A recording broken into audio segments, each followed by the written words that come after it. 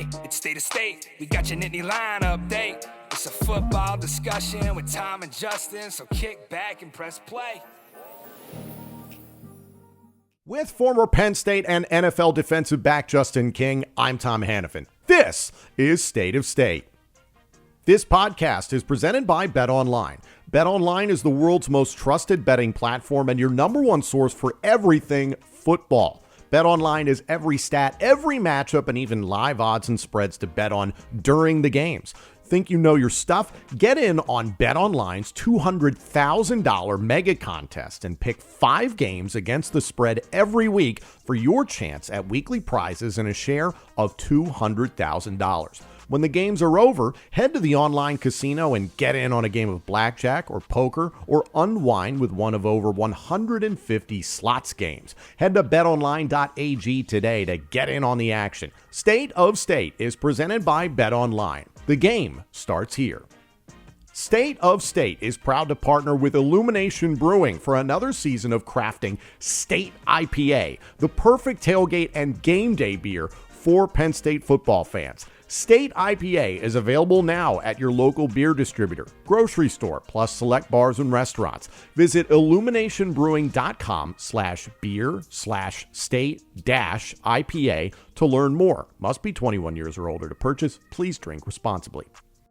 Also, State of State is a proud supporter of Blue White Outfitters. Blue White Outfitters was created as a retail shop meant to highlight the confidence, competitiveness, and fearlessness of the elite athletes found throughout the history of Penn State University. Check out their Lockdown U and Lawn Boys merchandise today, and keep an eye out for State of State apparel coming soon.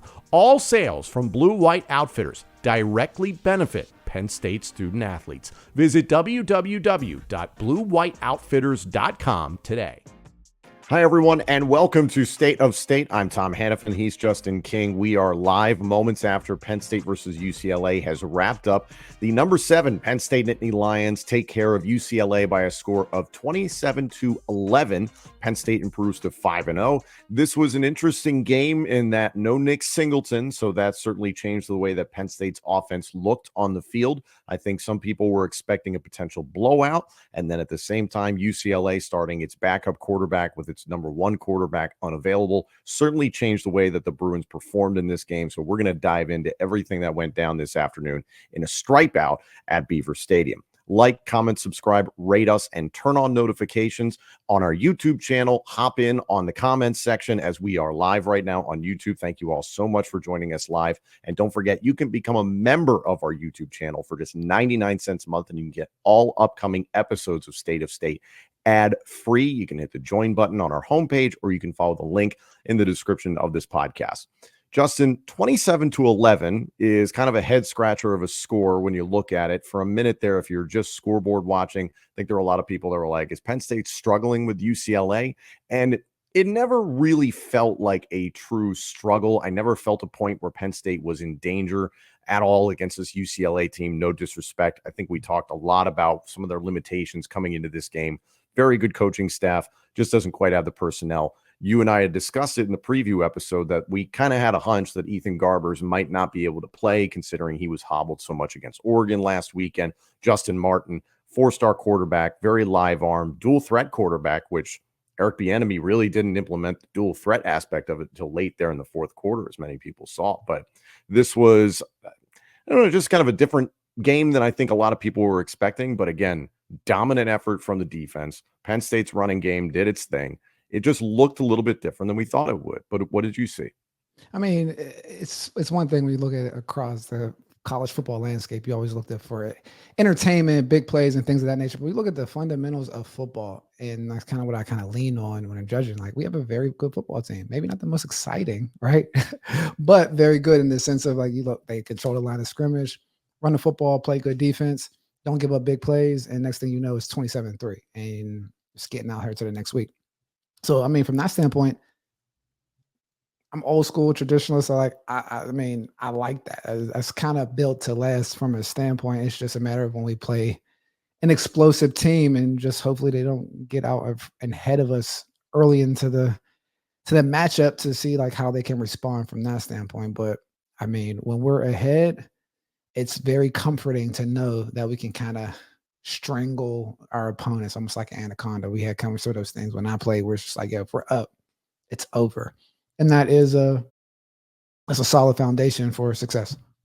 To that point, Paul Posluszny was officially recognized at Beaver Stadium today, entering College Football Hall of Fame. He is an Shout out to the unbeatable legend. Puds. So thinking back on some of those defenses that would absolutely strangle you. No, I want to give a lot of credit to Tom Allen because I think we've seen enough data at this point, enough of a sample size of Penn State 5-0. We're now into October. This defense consistently makes adjustments quickly into the second quarter, second half team. I know a lot of people hear second half team and it means like, maybe he didn't play a great first half. It's like, no, it's not that it was a bad first half from the Penn State defense. It was just that it was an exponentially better performance in the second half. And you saw how they just clamp down over time. They adjust to your tendencies, and the defensive line, I thought, had a really nice game.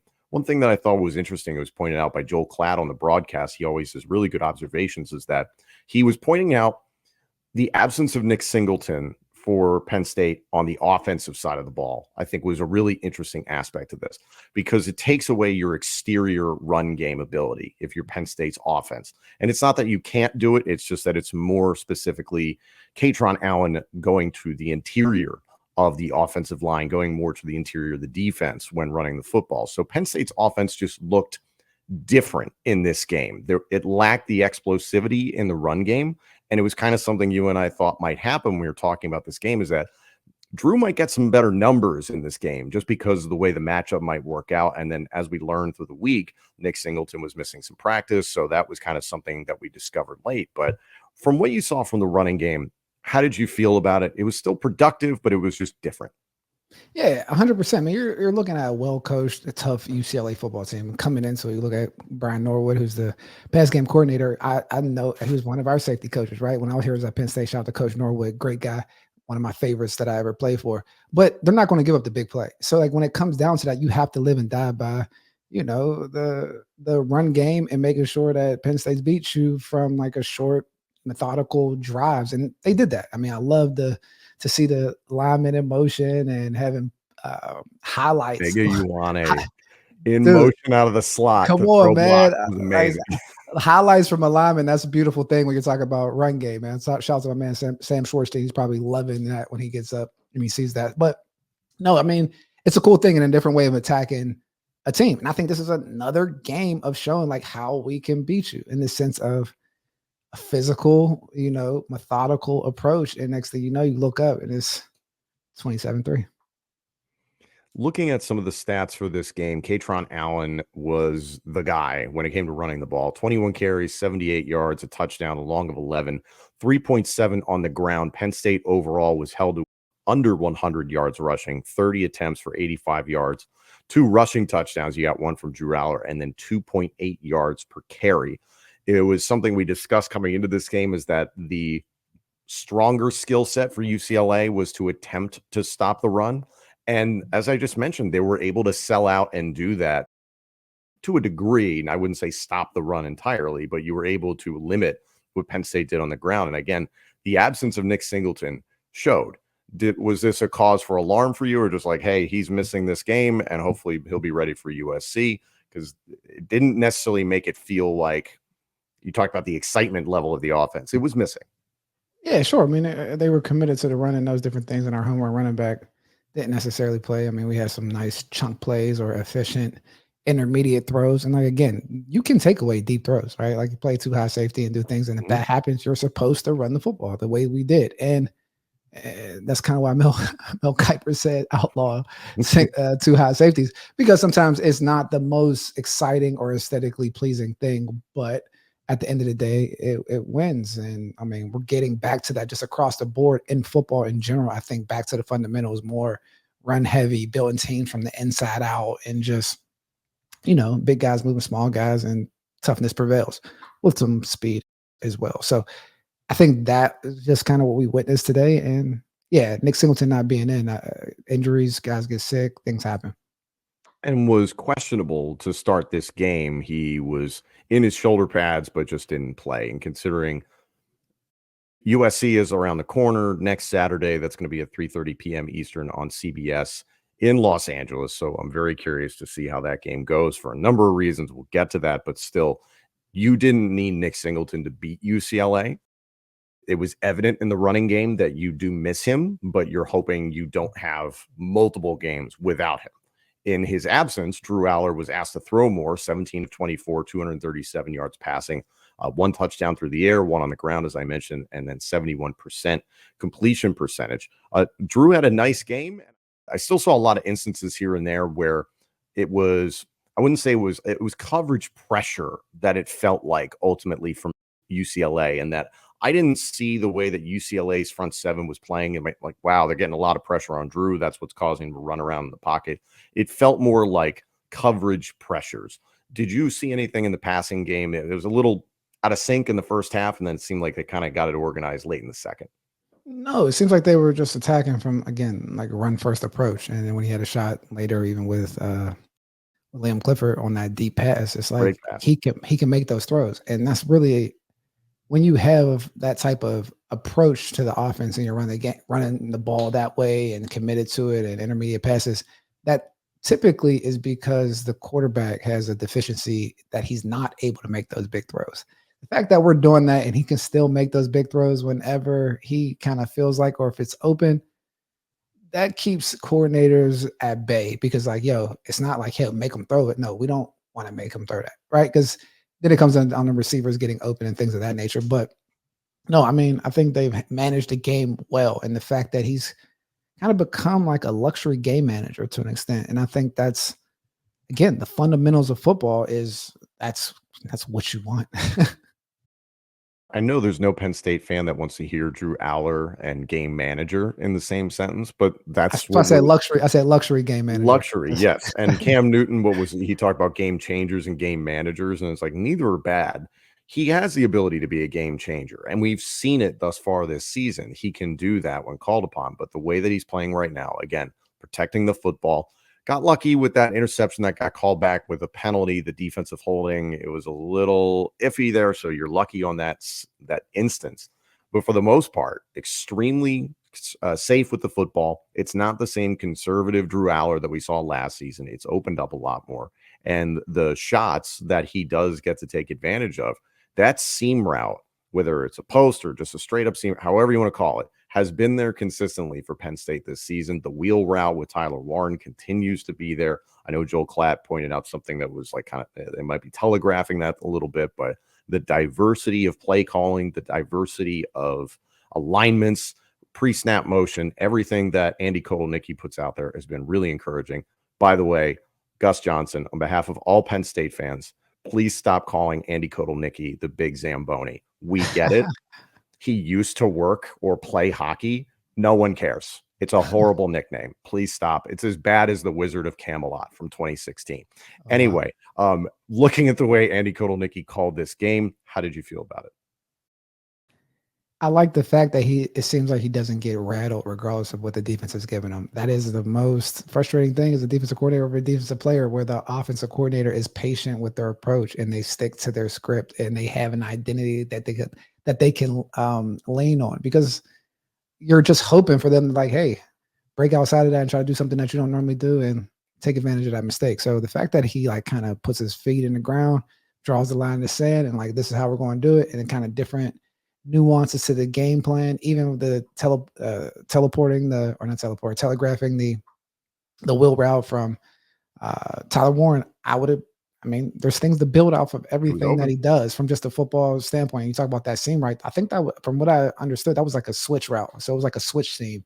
So from the outside receiver coming in or whatever, I'm pretty sure it was like a nice quarters beater, but he can make all those throws. So like, it's like when that's time, and like, you got to think of the mentality of a defense when you're constantly trying to take on blocks with Olivier coming down and hitting you, you're running the ball, and then next thing you know, you have to be an athlete and go make a play. That is tough. That is like, it's a really tough call. I mean, so I like the fact that he's confident in like what he's prepared to do and kind of not moving from it. Tyler Warren continues to be a unicorn for Penn State and just in the totality of college football. The receiving core, very nice day, in my opinion. Liam Clifford, we talked about him a lot.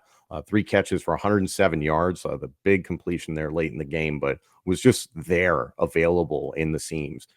Trey Wallace kind of getting back on the horse, and that it's been a little quiet but steady from him as of late. 3 for 46. Tyler Warren 3 for 29 and a touchdown.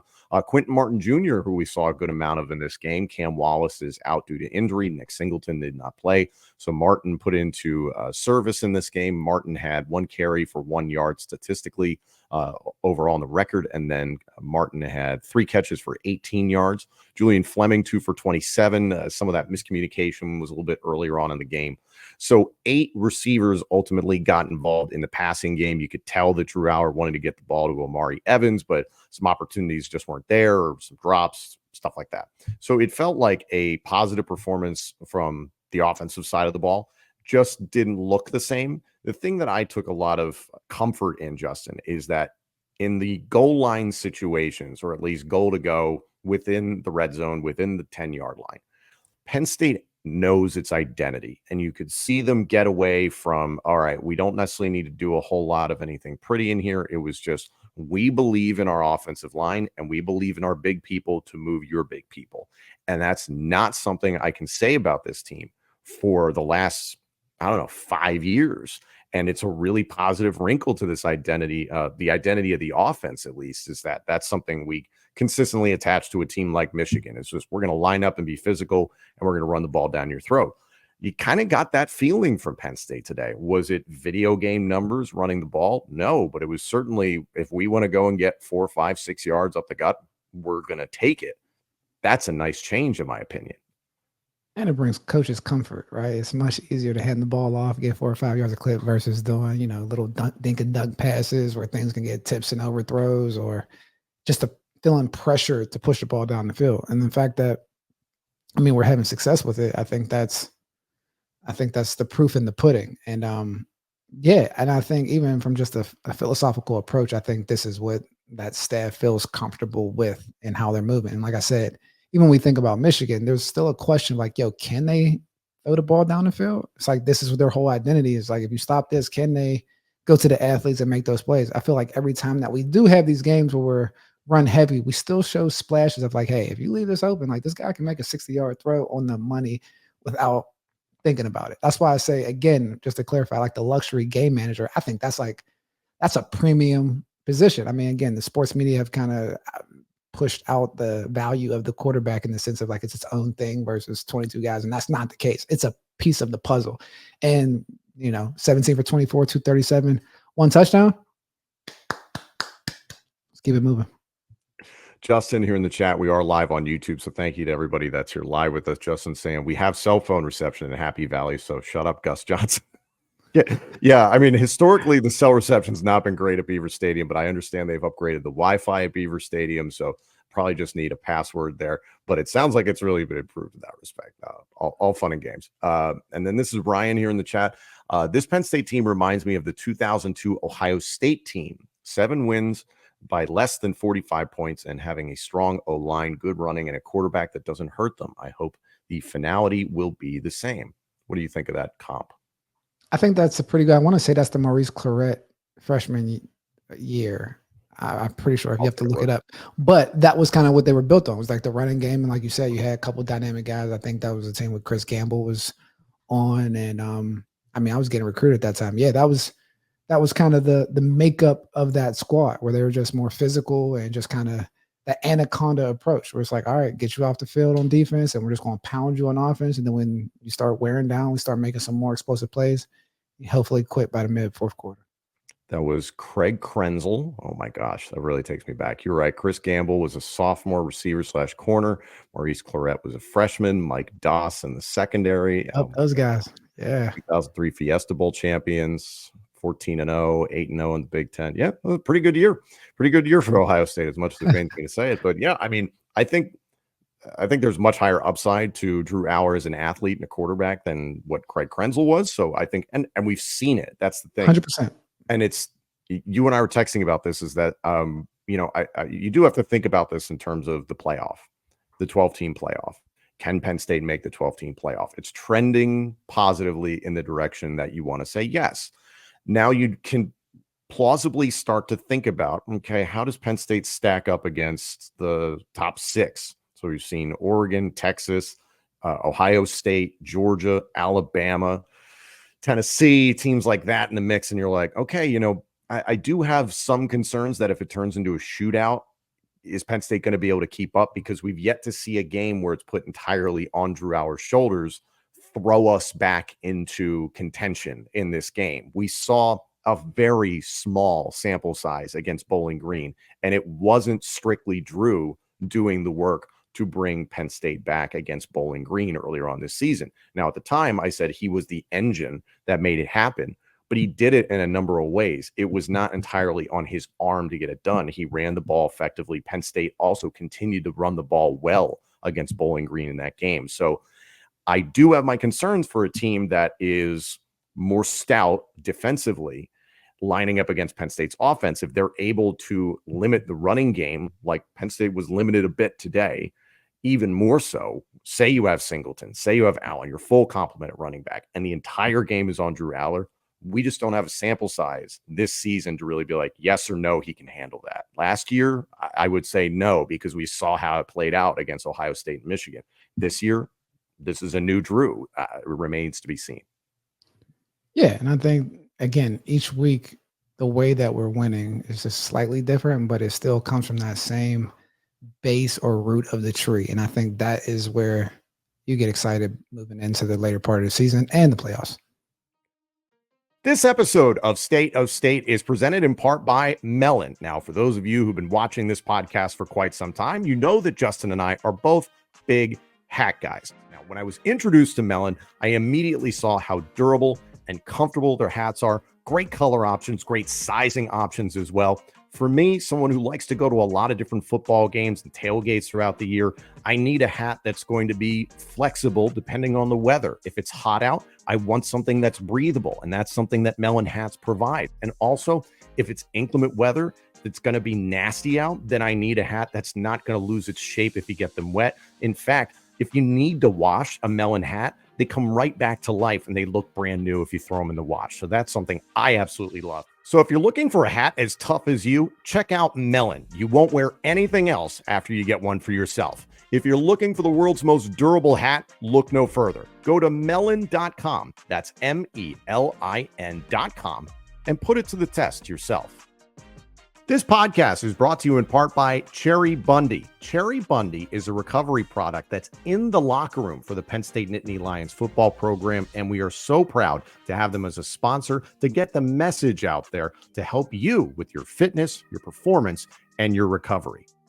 Tart cherries are the highest antioxidant fruit or vegetable in the world. They're a natural anti-inflammatory with incredible benefits such as reduced soreness, increased recovery, contains naturally occurring melatonin to help improve your sleep and also help support your immunity. Cherry Bundy is used by nearly 500 collegiate and professional sports teams, including Penn State. That's 66 out of 67 Power 4 conference football teams, plus every NCAA football and basketball national champion since 2007. Goes deeper than that. In the National Football League, 10 of the last 11 Super Bowl champions have used Cherry Bundy. Every team playing in Europe or Brazil this season had Cherry Bundy with them. You can check out Cherry Bundy right now at cherrybundy.com or Amazon. Something that had to be exciting. The kicking game looked better. Shout out to Ryan Barker, a 27-yarder and a 40-yarder, connecting on both. You could see the jubilation on James Franklin's face from the sideline. I don't mean to say this in any sort of way that's shade on Sanders Sahadak. I don't even know if this kicking battle is done. Like, I know there's a lot of people who be like, Ryan Barker's the guy, that sort of thing. Okay. This is going to probably continue to play out, unfortunately, and that you do need to see continued production from Barker. Who knows if Sahadak makes a push in practice and all of a sudden they feel better about him. There's a lot of things that can happen, but this at least made you feel a little bit better because you and I were just talking about, if a team jumps in early, well, Illinois kind of jumped on Penn State early. It felt like for that first quarter, could this turn into a shootout? And then when you started seeing missed kicks, you got a little worried in that Illinois game.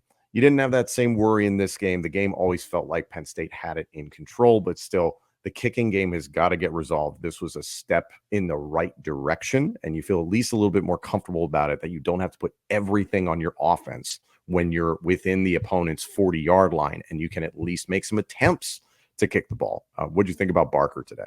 I mean, it's like I was just saying, I don't know, it's like Thursday night when the guy made the field goal to go into overtime. Like, being a kicker is such a tough position to play in all of sports, because when they make the kicks, you don't really kind of take it for granted. He's supposed to make them at all times, but anytime he misses, it's like, get rid of this guy. He's in a competitive battle. So the fact that he's making incremental adjustments in terms of moving in the right direction, you feel good about it. So, I mean, from that standpoint, let's keep it moving. Joseph here in the comment section. Our Lions are keeping the playbook close to the vest in preparation for USC next week and Ohio State later on in the season. What do you think about that? I don't know if it's keeping the playbook close to your vest versus using like that route play calling system based on what the offense is giving, based on what the defense is giving you, and then kind of adjusting to it week to week. We talk about a flavor week. The best offensive coordinators that I feel like that I played against or had to prepare against, or flavor of the week type coaches, where they make their playbook is still similar, but they just adjust it a little bit to get to those different looks in different ways. Win this week. How do I win this week? Absolutely. Like, the best offensive coordinators do that. And that's what I'm seeing in Andy Cole, Nikki. And with that being the foundation, everything else for me is icing and sprinkles on top. Icing and sprinkles, the vanilla Dairy Queen Blizzard. Hey, you like that? Very nice. I appreciate that. That was good. Let's flip to Penn State's defense here. Again, I said it before when we started this podcast, is that I'm just so impressed by the way that Tom Allen's defense now, we've seen through 5 games, it's been pretty consistent. That I think the West Virginia game, it took a little bit longer to see those adjustments made, but that was the first game of the season. You're on the road. And also the interesting adjustment as this season has gone on, Tom Allen is now working out of the booth. So clearly he likes that perspective. But you've seen the amount of time of adjustments made off of the opening handful of drives where the other team has scripted out probably drives 1 through 3. Tom Allen then is almost immediately adjusting, and that you're seeing how the defense is making changes in the second quarter at the latest. And then especially by halftime, the defense just really tightens the noose, so to speak. The one thing Joel Klatt brought up on the broadcast that I thought was interesting is that he saw a weakness within Penn State's interior, in that he saw Penn State's defensive tackles, and I would even go as far as to say the interior in regard to linebacker depth. That's one point where Penn State is potentially going to have issues against teams that are really committed to running the ball up the gut. That's a team like Ohio State, for instance, could really make some trouble for Penn State, and you never know who you could potentially face in the playoff. Would you agree with that assessment, that that's maybe the weaker point of this defense? The defensive line is what you're saying? Yeah, the Penn State interior, that was the point Klatt was making, the lack of size for Penn State's interior defensive line, which I kind of argue that point, and that Durant, Izard, Jay Thomas, those guys have gotten themselves up to about 300 pounds. So if you're strictly looking at, weights on a roster, then yes. But it was shown in this game UCLA was having success up the gut running it. Yeah, I guess there's 2 truths, right? I think that's a little revisionist history. I think that's how it's been in the past. I think we've been playing better up front this year. I don't know if size is necessarily the issue, but more so, I can't even say execution. I mean, we've been stopping the run and doing well from that standpoint. So I think that has been the theme these past couple of years, when you see like a Michigan run the ball 50 times in the second half last year and things of that nature. Like, these guys, I don't think they're watching every game at Penn State, but that has been the makeup. It's like, to get bigger guys, that's not a change from year to year. That's a recruiting thing where you're bringing in bigger people that just naturally play in those positions. So I think we've been effective from having athletic guys, but I would agree to that maybe like 5-6 years ago, but I don't think that's the case this year. The pass rush for Penn State was outstanding. I saw a post on X from Dennis Sutton a few days ago asking for protection from on high for what he was attempting to do this weekend. And I was like, he just looked like a dude who wanted to end people. And Dennis Sutton looked like he had a great game. Abdul Carter was extremely active. LeVar Arrington was a part of Big Noon Kickoff and had some really wonderful things to say about Abdul Carter, which was great. Yeah, I felt good about the pass rush once again, and it seems like they're finding their groove. And again, I love the ability that Tom Allen has shown to utilize his pass rushers, but just in varied ways that when it does come to crunch time, he's not afraid to call for those safety blitzes from Jalen Reed, all these different players potentially from Lockdown U, but he will use select players if he needs to use them as a decoy. Abdul Carter, Denai Dennis Sutton, even Zane Durant, who again, extremely active today. He's willing to move those chess pieces around the board and have success with that. It then is really interesting to see how the defensive backs have responded. I think they've kind of gotten a lot of criticism this year, which I when you flip on the tape, I get it, but I don't get it, Justin. I know you're going to be the one to staunchly defend Penn State defensive backs, but still, the proof is in the pudding in terms of the statistics ultimately that you gave up to Martin, and a lot of the stats that they got in the passing game were in garbage time there in the fourth quarter. 167 yards passing, I think. Again, as a DB, go back on Monday, it's like, hey, what did they do? 167 yards, maybe 22 for 30. You have catchable balls. Maybe we didn't have any turnovers today from that standpoint. So when you don't see splash plays from defensive backs, maybe people might say something, or there's like catches being made, but they're not impactful catches, right? I think that's where when like the viewer, when they're watching a game versus like critical points in the game, and when those plays are made, how much that impact how you feel in the overall view. Sometimes you have to just scale back and just say like, okay, what are we here to do? Stop the pass. Did they have a touchdown? Let me see. Did they have a passing touchdown? Yeah, one passing touchdown, but 167 yards. And then you say very late in garbage time. And it's just like, all right, let's move on to the next one and let's try to create some possessions. I think that's the one thing that's lacking at this moment. But we could have had a pick six last week, and I think if that doesn't happen, it's a different, I didn't say a different conversation. We just need to have more of those splash plays. I think late in the game, I think it was maybe the last 6 minutes that UCLA had possession of the football. You could tell that Deshaun Foster and company were like, we're clearly not going to win this game. It's 27-3. You could feel the offensive strategy shift from Eric Bieniemy, and that it didn't immediately shift to let's try our 2-minute or our 4-minute offense.